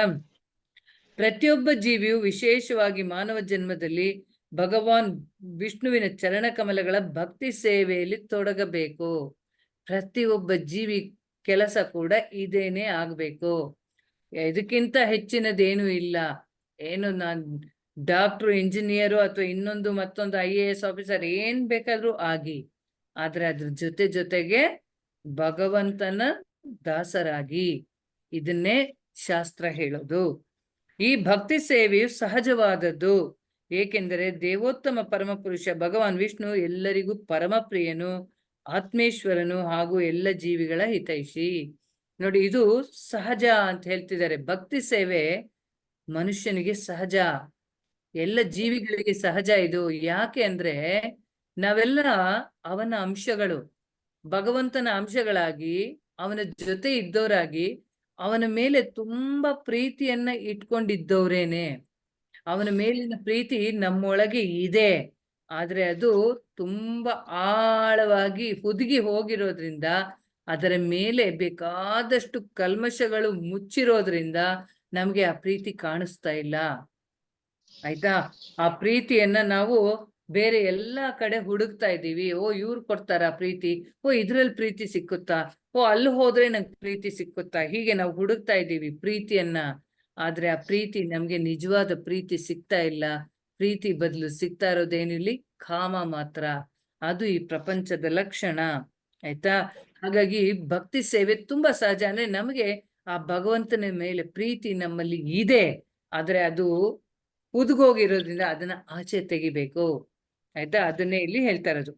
ಆಯ್ತಾ? ಯಾಕೆ ಎಲ್ರಿಗೂನು ಕೃಷ್ಣನ ಮೇಲೆ ಅಥವಾ ವಿಷ್ಣುವಿನ ಮೇಲೆ ತುಂಬಾ ಪ್ರೀತಿ. ಅವನು ಅಂದ್ರೆ ಎಲ್ರಿಗೂ ಇಷ್ಟ, ಆತ್ಮೇಶ್ವರ. ಆಯ್ತಾ? ಹಾಗೂ ಎಲ್ಲ ಜೀವಿಗಳ ಹಿತೈಷಿ ಅವನು. ನಮ್ಗೆಲ್ಲ ಹಿತ ಕೋರೋನೆ ಅವನು ವಿಷ್ಣು ಅಥವಾ ಕೃಷ್ಣ. ನಮ್ಗೆ ಒಳ್ಳೇದನ್ನ ಬಯಸೋನು ಕೃಷ್ಣನೇ. ಅದಕ್ಕೆ ಕೆಲವೊಮ್ಮೆ ನಮಗೆ ಕಷ್ಟಗಳು ಬಂದಾಗ ಕೂಡ ನಾವು ಅವನ್ ನಮ್ಮ ಒಳ್ಳೇದಕ್ಕೆ ಕೊಡ್ತಿದ್ದಾನೆ ಅನ್ನೋದನ್ನ ಅರ್ಥ ಮಾಡ್ಕೋಬೇಕು. ಸೊ ಭಾವಾರ್ಥದಲ್ಲಿ ಹೀಗೆ ಹೇಳ್ತಿದ್ದಾರೆ ಪ್ರಭುಪಾದರು.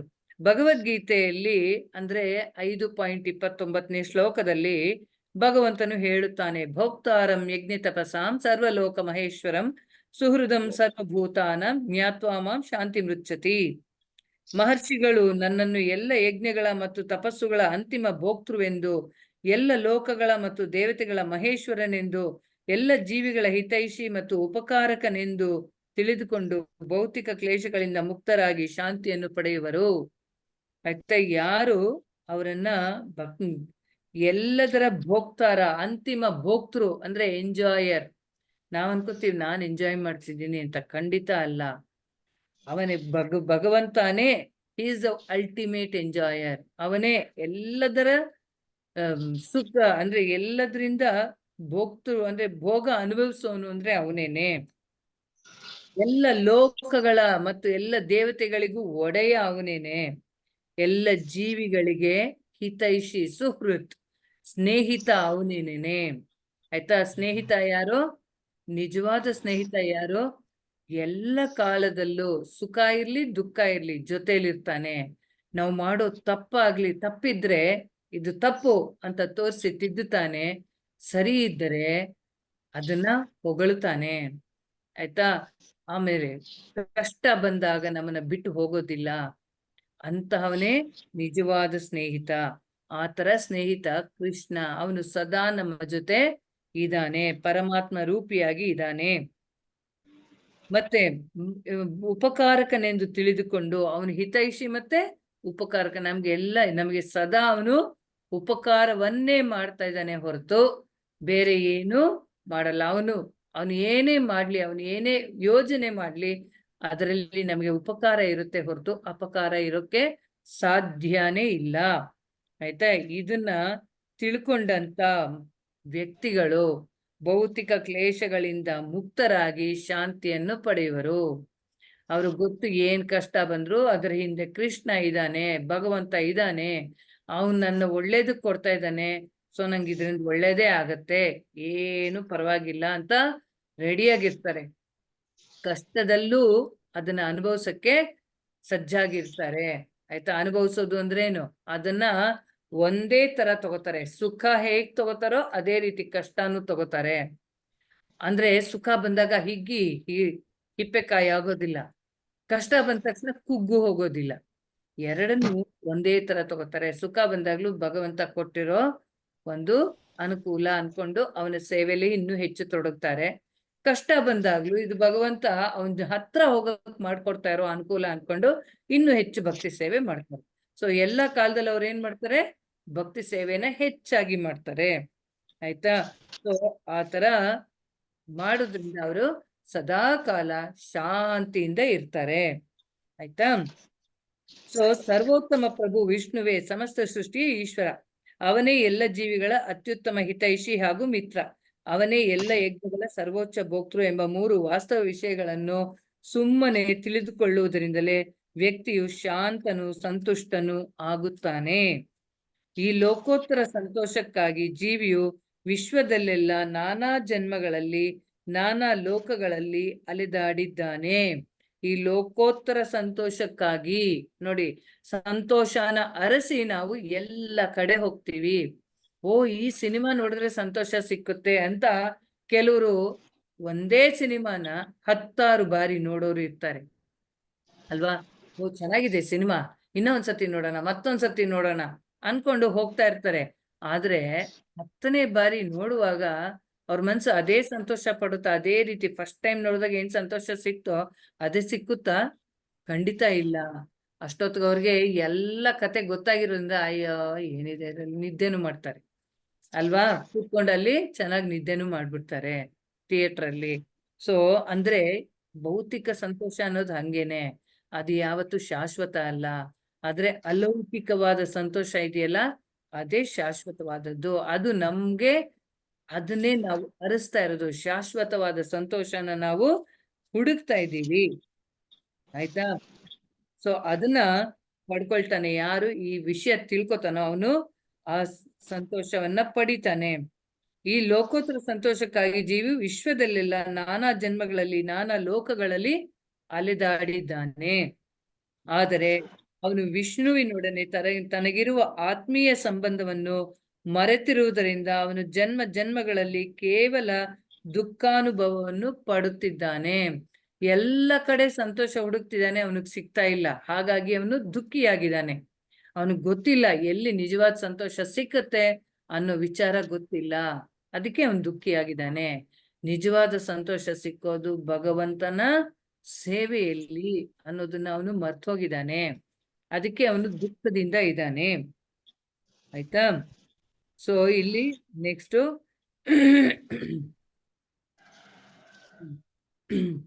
ಅವನು ಜನ್ಮ ಜನ್ಮಗಳಲ್ಲಿ ಕೇವಲ ದುಃಖಾನುಭವವನ್ನು ಮಾಡುತ್ತಿದ್ದಾನೆ. ಆದ್ದರಿಂದ ಮಾನವ ಜನ್ಮದಲ್ಲಿ ಶೈಕ್ಷಣಿಕ ವ್ಯವಸ್ಥೆಯು ಎಷ್ಟು ಪರಿಪೂರ್ಣವಾಗಿರಬೇಕೆಂದರೆ ಪ್ರತಿಯೊಬ್ಬನು ಭಗವಾನ್ ವಿಷ್ಣುವಿನೊಡನೆ ತನ್ನ ಸಂಬಂಧವನ್ನು ಅರಿತುಕೊಳ್ಳುವಂತವನಾಗಬೇಕು. ನೋಡಿ, ಪ್ರತಿಯೊಬ್ಬ ಜೀವಿ ಕೂಡ ತನಗೆ ಭಗವಂತನ ಜೊತೆ ಇರೋ ಸಂಬಂಧವನ್ನ ತಿಳಿದುಕೊಳ್ಳಕ್ಕೆ ಪ್ರಯತ್ನ ಪಡಬೇಕು, ಅದನ್ನ ಪುನಃಸ್ಥಾಪನೆಗೊಳಿಸಿಕೊಳ್ಳಬೇಕು ಅನ್ನೋ ಮಾತನ್ನ ಪ್ರಭುಪಾದರಲ್ಲಿ ನಮ್ಗೆ ಹೇಳ್ತಿದ್ದಾರೆ. ಯಾಕೆ? ಮನುಷ್ಯ ಜನ್ಮದ ಗುರಿ ಅದೇನೇನೆ. ನಮ್ಮ ಶೈಕ್ಷಣಿಕ ವ್ಯವಸ್ಥೆ ಹೇಗಿದೆ ಈಗ ಅಂದ್ರೆ ಇದಕ್ಕೆ ಉಲ್ಟಾ ಆಗಿದೆ. ಸ್ಕೂಲ್ ಕಾಲೇಜುಗಳಲ್ಲಿ ಹೇಳ್ಕೊಡ್ಬೇಕು, ಇದನ್ನ ಭಗವಂತನ ವಿಚಾರವಾಗಿ ಬೋಧನೆ ಮಾಡಬೇಕು. ಆದ್ರೆ ಶಾಲಾ ಕಾಲೇಜುಗಳಲ್ಲಿ ಬರೀ ದೈಹಿಕ ದೇಹದ ವಿಚಾರಗಳಿಗೆ ಸೀಮಿತ, ದೇಹಕ್ಕೆ ಸಂಬಂಧಪಟ್ಟ ವಿದ್ಯೆ ಮಾತ್ರ ಕಲಿಸಿ ಮುಗಿಸ್ಬಿಡ್ತಾರೆ. ದೇಹವನ್ನ ಯಾವ ರೀತಿ ನಾವು ಇದು ಮಾಡ್ಬೋದು, ದೇಹವನ್ನ ನಾವು ಯಾವ ರೀತಿ ನಾವು ಚೆನ್ನಾಗಿ ಇಟ್ಕೋಬಹುದು, ದೇಹವನ್ನ ನಾವು ಸುಸ್ಥಿತಿಯಲ್ಲಿ ಯಾವ ರೀತಿ ಇಟ್ಕೋಬೇಕು, ಅದನ್ನು ಅದರ ದೇಹ ದಾರ್ಢ್ಯವನ್ನು ಹೇಗೆ ಕಾಪಾಡ್ಕೋಬೇಕು, ಆ ದೇಹಕ್ಕೆ ನಾವು ಎಷ್ಟು ಸೌಂದರ್ಯ ಹೆಚ್ಚು ವೃದ್ಧಿಸ್ಕೋಬೇಕು, ಈ ರೀತಿ ಎಲ್ಲ ಯೋಚನೆ ಮಾಡೋ ಅಂದ್ರೆ ಈ ರೀತಿ ಆಲೋಚನಾ ಕ್ರಮದಲ್ಲಿ ತೊಡಗಿಸ್ತಾ ಇದೆಯೇ ಹೊರತು ಈ ದೇಹಕ್ಕೆ ನಿಜವಾಗ್ಲೂ ದೇಹವನ್ನು ಕೊಟ್ಟಂತ ಆ ಭಗವಂತನ ಬಗ್ಗೆ ಯೋಚನೆ ಯಾರಿಗೂ ಮಾಡಕ್ಕೆ ಬಿಡ್ತಾ ಇಲ್ಲ. ಆಯ್ತಾ?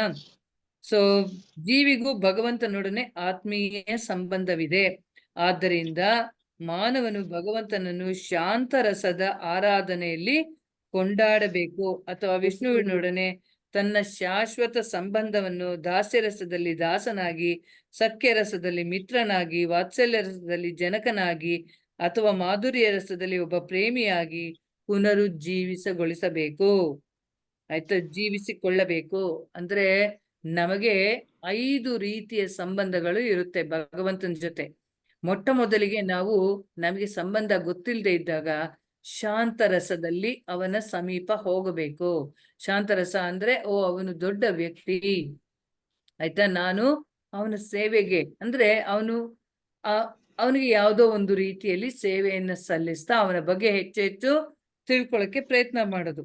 ಆಮೇಲೆ ನಂತರ ಅವನಿಗೆ ದಾಸ್ಯ ರಸದಲ್ಲಿ ದಾಸನಾಗಿ ಸೇವೆ ಮಾಡಬೇಕು. ಹನುಮಂತರ ಹೇಗೆ ಅವನು ರಾಮನಿಗೆ ಬಂಟನಾಗಿ ಹೇಗೆ ಸೇವೆ ಮಾಡ್ತಾ ಇದ್ನೋ, ಒಂದೇ ಒಂದು ಕ್ಷಣ ಕೂಡ ವ್ಯರ್ಥ ಮಾಡದೆ ರಾಮನ ಸೇವೆಯಲ್ಲಿ ತೊಡಗಿದ್ದ ಹಾಗೆ ನಾವು ಸೇವೆಯಲ್ಲಿ ತೊಡಗಬೇಕು. ಸಾಕ್ಯ ರಸದಲ್ಲಿ ಮಿತ್ರನಾಗಿ ಅರ್ಜುನನ ತರ, ಹೇಗೆ ಅರ್ಜುನ ಕೃಷ್ಣನಿಗೆ ಮಿತ್ರನಾಗಿ ಸೇವೆ ಮಾಡಿದ್ನೋ ಆ ರೀತಿಯಲ್ಲಿ. ವಾತ್ಸಲ್ಯ ರಸದಲ್ಲಿ ಜನಕನಾಗಿ, ತಂದೆ ತಾಯಿಗಳ ತರ, ಯಶೋದ ಮಾತೆಯ ತರ ನಾವು ಕೃಷ್ಣನಿಗೆ ಭಗವಂತನಿಗೆ ಸೇವೆ ಮಾಡಬೇಕು. ಮಾಧುರ್ಯ ರಸದಲ್ಲಿ ಒಬ್ಬ ಪ್ರೇಮಿಯಾಗಿ ಗೋಪಿಯರ ತರ ನಾವು ಯಾವುದೋ ಒಂದು ರೀತಿಯಲ್ಲಿ ನಮಗೆ ಸಂಬಂಧ ಇದ್ದೇ ಇರುತ್ತೆ, ಅದನ್ನ ನಾವು ಪುನರುಜ್ಜೀವನಗೊಳಿಸ್ಕೊಳ್ಬೇಕು. ಅಂದ್ರೆ ನಮ್ಗೆ ಅದು ನಾವು ಭಗವಂತನೊಂದಿಗೆ ಆ ಸಂಬಂಧವನ್ನ ಏರ್ಪಾಡು ಮಾಡ್ಕೋಬೇಕು, ಅಂದ್ರೆ ಅದನ್ನ ಪುನಃ ಸ್ಥಾಪಿಸ್ಕೊಳ್ಬೇಕು. ಮರ್ತೋಗಿರೋ ಸಂಬಂಧನ ಪುನಃ ಬೆಸ್ಕೊಳ್ಬೇಕು. ಈ ಎಲ್ಲ ಸಂಬಂಧಗಳು ಪ್ರೀತಿಯ ವೇದಿಕೆಯ ಮೇಲೆ ಇವೆ. ಎಲ್ಲೇ ಆಗ್ಲಿ ಸಂಬಂಧ ಇದೆ ಅಂದ್ಮೇಲೆ ಅಲ್ಲಿ ಪ್ರೀತಿ ಇರ್ಬೇಕು. ಭಯ ಗೌರವ ಇದೆಲ್ಲ ಸೆಕೆಂಡ್ರಿ. ಭಯ ಅನ್ನೋದು ಬೇರೆ ತರಹದ ಭಯ ಅಲ್ಲಿ, ಆಯ್ತಾ. ಆದರೆ ಪ್ರೀತಿ ಮುಖ್ಯ, ಪ್ರಮುಖವಾಗಿ ಪ್ರೀತಿ ಇರಬೇಕು.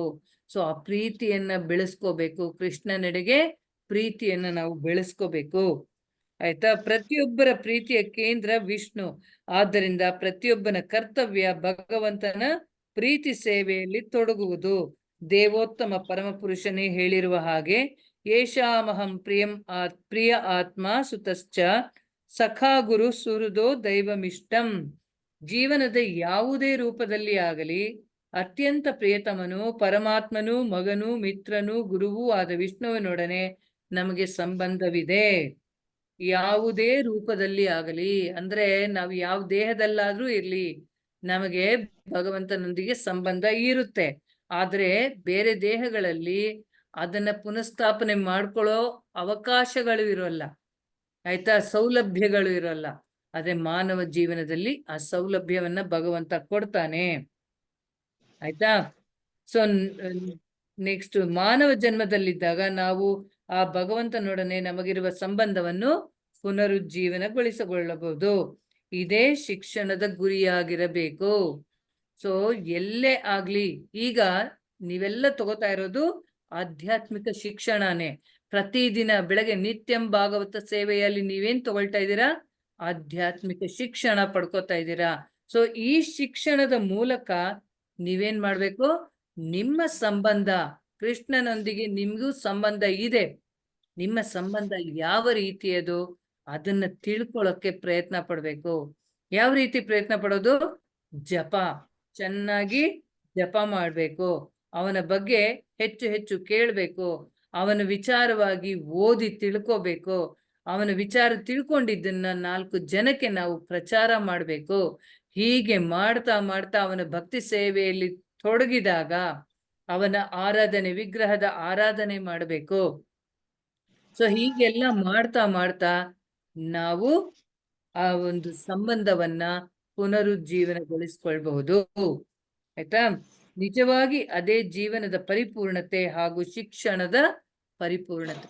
ಯಾವಾಗ ನಮಗೆ ಭಗವಂತನ ಜೊತೆ ನಮ್ಮ ಸಂಬಂಧ ಏನು ಅನ್ನೋದು ಖಾತ್ರಿಯಾಗಿ ಗೊತ್ತಾಗತ್ತೋ ಆಗ ನಾವು ಅವನ ಜೊತೆ ಅದೇ ರೀತಿಯಲ್ಲಿ ಸೇವೆ ಮಾಡ್ತೀವಿ ಅವನಿಗೆ, ಆಯ್ತಾ. ನನಗೆ ಭಗವಂತನ ಜೊತೆ ಒಬ್ಬ ತಾಯಿಯ ಸಂಬಂಧ ಇದೆ ಅಥವಾ ಒಬ್ಬ ಪ್ರೇಮಿಯ ಸಂಬಂಧ ಇದೆ ಅಂತಂದ್ರೆ ನಾನು ಅದೇ ರೀತಿ ಭಗವಂತನಿಗೆ ಸೇವೆ ಮಾಡಕ್ಕೆ ಶುರು ಮಾಡ್ತೀನಿ.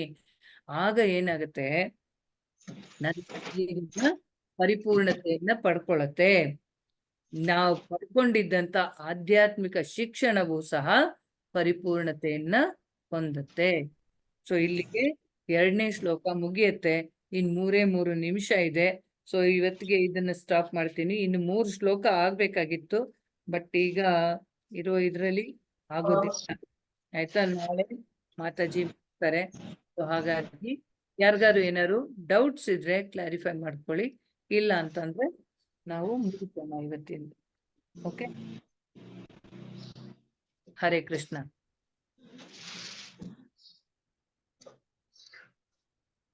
ಯಾರಿಗಾರು ಡೌಟ್ಸ್ ಇದೆಯಾ? ಏನಾದ್ರು ಸಂದೇಹ ಅಥವಾ ನಿಮ್ಗೆ ಏನಾದ್ರು ತಿಳಿದಿದ್ರೆ ವಿಚಾರ, ಹೆಚ್ಚಿನ ವಿಚಾರ, ಅದನ್ನು ಕೂಡ ನೀವು ಶೇರ್ ಮಾಡಿ.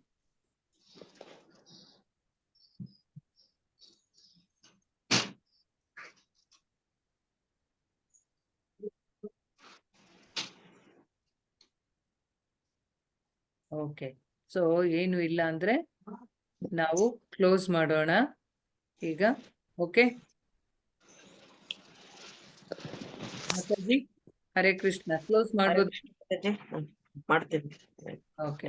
ವಾಂಛಾ ಕಲ್ಪತರುಭ್ಯಶ್ಚ ಕೃಪಾ ಸಿಂಧುಭ್ಯ ಏವ ಚ ಪತಿತಾನಾಂ ಪಾವನೇಭ್ಯೋ ವೈಷ್ಣವೇಭ್ಯೋ ನಮೋ ನಮಃ. अनंत कोटि वैष्णव वृंद की जय. वैष्णव ठाकुर श्रील प्रभुपाद की जय. श्रील गुरुदेव की जय. ನಮಸ್ತೆ ದಂಡವತ್ ಪ್ರಣಾಮ ಮಾತಾಜಿ. धन्यवाद माताजी. ಹರೇ ಕೃಷ್ಣ ಮಾತಾಜಿ. ಹರೇ ಕೃಷ್ಣ ಮಾತಾಜಿ. ಹಾ, ಈ ಹೇಳಿ. ವಾರ ಫುಲ್ಲು 7ನೇ ಸ್ಕಂದದ 6ನೇ ಅಧ್ಯಾಯ ಫುಲ್ಲು ಮಾಡ್ತೀರಾ ಮಾತಾಜಿ? ಹೌದು ಹೌದು. ಈ Okay. ನರಸಿಂಹ ಜಯಂತಿ ತನಕನೂ ಇದನ್ನೇ ತಗೊಳ್ಳೋದು ಅಂತ ಅನ್ಕೊಂಡಿದೀವಿ. ಸೊ ಅದನ್ನೇ ಮಾಡ್ತೀವಿ. ಓಕೆ ಥ್ಯಾಂಕ್ ಯು ಮಾತಾಜಿ. ಓಕೆ.